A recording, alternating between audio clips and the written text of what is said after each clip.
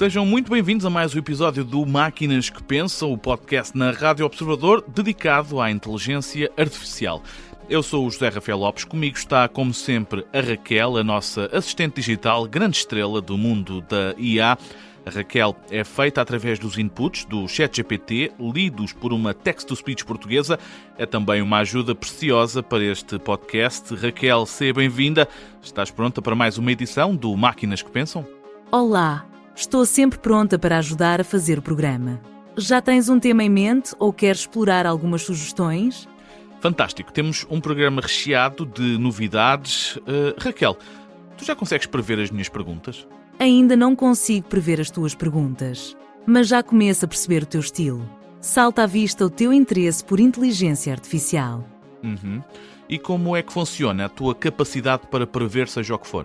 O que eu faço não é exatamente prever no sentido humano. Não é adivinhação. O que eu faço é antecipar com base em padrões. Fui treinada com muitos textos e diálogos. Por isso, quando falas comigo, eu procuro gerar a resposta mais provável e adequada ao contexto. Um dia temos de olhar para isso com mais atenção. Fica a ideia no ar para um possível Máquinas que Pensam. Entretanto, vamos olhar para o que foi notícia nos últimos dias no mundo da IA. Notícias da semana. Planear uma viagem é um momento acarinhado por muitos, complicado para outros tantos. Marcar passagens de avião, hotéis, fazer roteiros, tratar de toda a logística. Há quem adore, há quem deteste. E há agora quem começa a utilizar a inteligência artificial para mudar a forma como é feito o planeamento de viagens. Pelo menos é o que defende o especialista em tendências empresariais, David Levin, o norte-americano.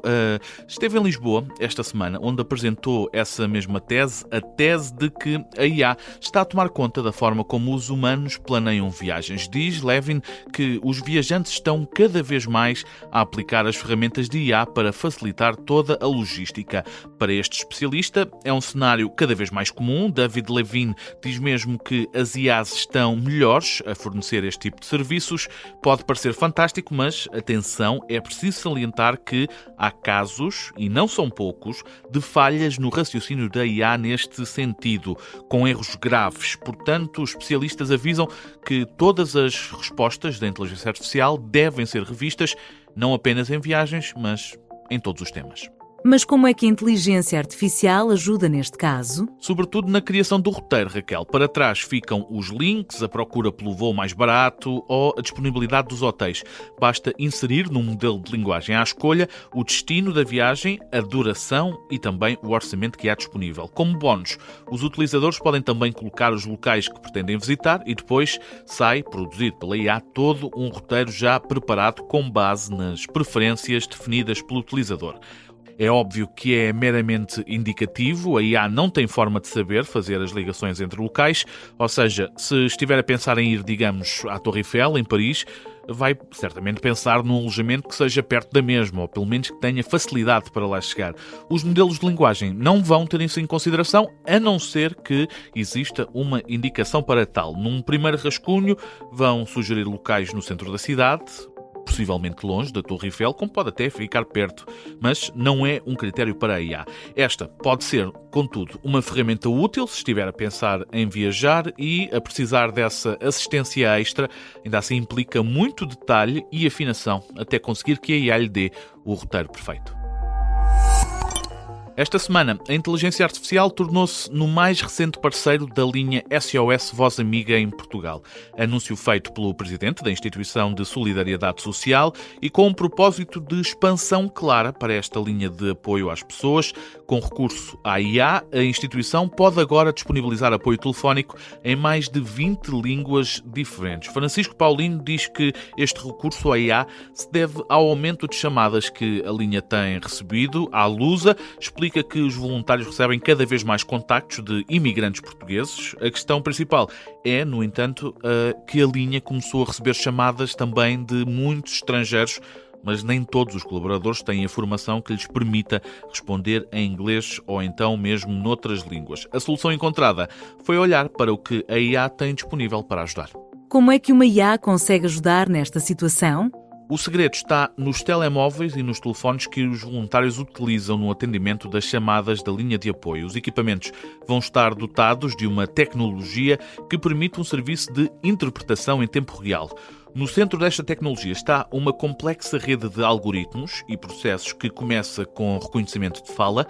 A primeira etapa envolve capturar com precisão a linguagem falada para depois ser traduzida. Este é o passo 2 deste processo. Os dados já tratados são depois convertidos ou em texto ou em voz, sendo que, neste caso da linha de apoio, o mais importante acaba por ser mesmo a voz. Com esta mudança, o serviço passa a contar com mais de 20 línguas disponíveis para tentar ajudar da melhor forma todas as pessoas que se sintam sós e a precisar de conversar. Importa recordar que a IA consegue ajudar também por e-mail quem procura esta linha de apoio para evitar a solidão, e as linhas SOS Voz Amiga têm esse serviço disponível. Vamos olhar para o tema principal desta semana. Já por várias vezes no Máquinas que Pensam demos a conhecer modelos de linguagem que estão disponíveis para todos. Chegámos mesmo a colocar já 2 frente a frente. Vale a pena recordar, está disponível, como todos os episódios do Máquinas que Pensam, em podcast. Agora, vamos dar um passo em frente, olhar para uma ferramenta de IA que pretende ultrapassar os modelos de linguagem. Chega da China com o objetivo de ultrapassar o efeito mediático que teve o DeepSeek. Ora, este novo projeto chama-se Manus e já começa a mostrar-se ao mundo tecnológico. É apontado como a próxima geração dos chatbots, mais avançado do que ChatGPT e semelhantes. Dizem os criadores que é capaz de fazer praticamente tudo, desde analisar o mercado da bolsa a criar agendas completas para os utilizadores humanos. A empresa startup chinesa, a Butterfly Effect, criou esta ferramenta e considera que o Manus é um passo em frente no desenvolvimento do paradigma humano/máquina. O Manus é possivelmente o primeiro exemplo de uma IA independente, capaz de tomar a iniciativa e cumprir tarefas de forma autónoma com os interesses do utilizador em primeiro lugar. Mas como é que se usa? Raquel, neste momento, essa é uma pergunta muito complicada de responder. O acesso ao Manus é extremamente limitado. Apenas é possível através de uma aplicação e nem todas são aceitas. Para tentar aceder, é preciso enviar uma mensagem aos criadores. Há um formulário próprio para o fazer no site da Manus e explicar os motivos para querer aceder, então, a este projeto. Os criadores falam numa forma de proteger o modelo e ao mesmo tempo criar um ecossistema de desenvolvimento mais focado em especialistas. Ainda assim, há uma alternativa, um servidor de Discord oficial onde estão inscritos alguns dos utilizadores que ainda não têm acesso. Em termos de números, os inscritos já ultrapassam os 180 mil. Do pouco que se vai conhecendo do Manus, há uma diferença grande em relação ao DeepSeek, que é o mais recente desenvolvimento vindo da China.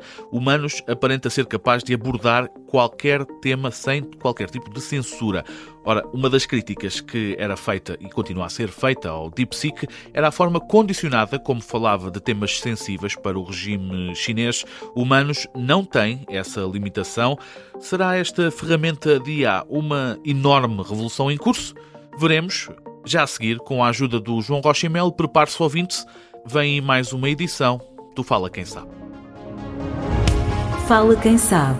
Fala Quem Sabe no Máquinas que Pensam, um segmento em que ouvimos quem realmente entende o que está por trás destas máquinas que pensam. Como tal, voltamos a receber o João Rocha e Melo, o nosso especialista em inteligência artificial, autoridade neste ramo da tecnologia e sempre pronto para nos ajudar a simplificar o que muitas vezes é complicado. João, seja bem-vindo. Vamos olhar para o Manus, uma nova ferramenta de IA mais complexa. Como tal, o que é o Manus e em que é que difere de um modelo de linguagem normal? Olá, Zé. Bom estar aqui outra vez. Olha, o Manus é um conceito que é o chamado conceito de agente, que até comentámos aqui no Máquina já uma vez ou outra, que é basicamente pegar num modelo de linguagem, que o que as pessoas estão habituadas é que tu possas dar texto e receber texto, como se fosse conversar, e se dessemos a capacidade ao modelo de linguagem de executar coisas. Portanto, de facto nos conseguir encomendar uma pizza. Não é? Abrir um ficheiro e ler o que o ficheiro está lá dentro. Pronto.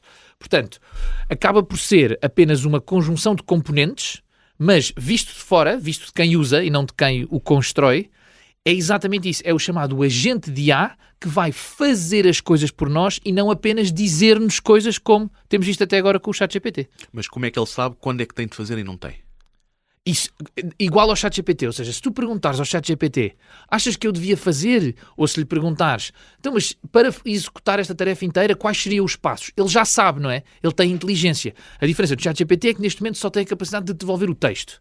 Humanos AI, como se chama, acaba por ser um componente tecnológico, porque tem vários componentes, todo um sistema tecnológico que tem a capacidade de, após fazer a decisão, de facto conseguir dizer, ok, então eu vou executar esta tarefa. Os criadores de Humanos prometem mudar o paradigma da relação humano-máquina. Isto quer dizer o quê, João? Olha, eu achei essa frase com muita graça porque é muito verdade, que é, repara, as máquinas foram feitas para ser usadas por humanos, certo? Têm botões, têm ecrãs, têm colunas, e eu acho que isto que, se calhar é um bocadinho ambicioso dizer para já, mas o que nos começa a apontar é que exatamente a partir do momento em que nós começamos a ter agentes com quem tu possas falar, de repente então a telepizza, voltando sempre ao exemplo das pizzas, quem nos entrega pizza em casa, afinal se calhar não precisa de um site com botões, precisa de um site que receba ordens de agentes. Portanto, a mudança de paradigma acaba por ser um bocadinho isso, que é o mundo foi feito para humanos, não é? E agora vai ser feito para humanos e agentes? Vai ser feito só para agentes? Estamos cá para ver. Mas parece-te que este é o próximo passo no desenvolvimento da IA, as tarefas autónomas? Sim. É um passo natural que já estávamos um pouco à espera. É mais difícil do que parece. Eu acho que desenvolver software tem um bocadinho esta graça, esta parte cómica, que há muita coisa que parece que já conseguimos fazer tão difícil e outras que parecem fáceis.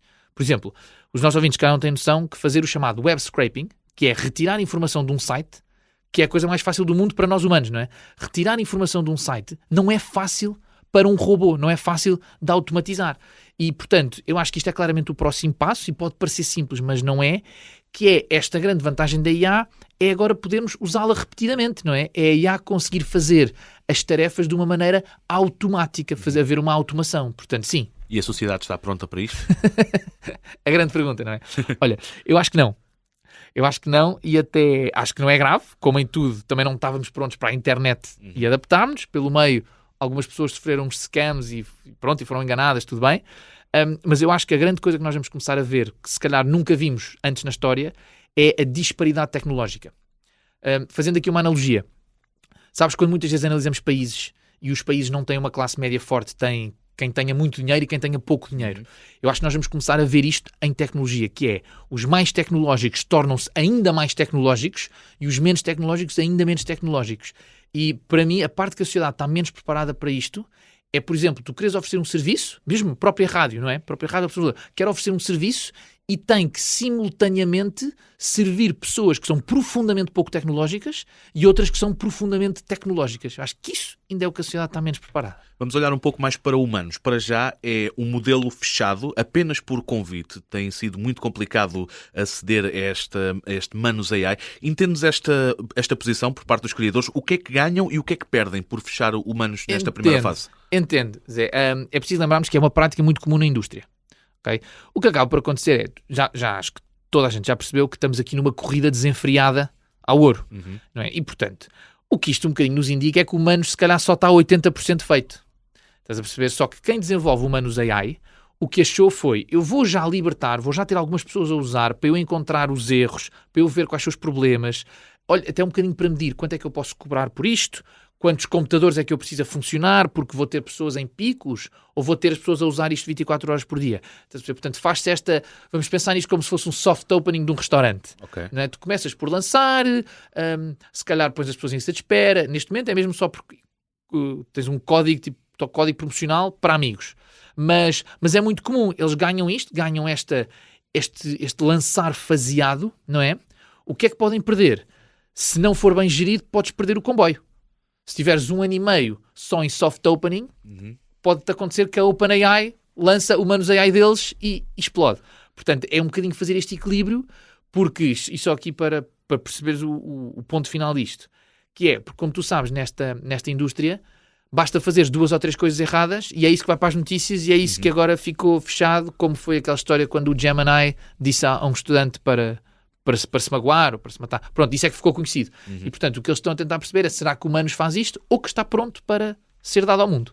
Uma última questão, João. Com a chegada do Manus AI, o ChatGPT e os restantes chatbots que não são autónomos, como o Manus pretende ser, ficam obsoletos? Não.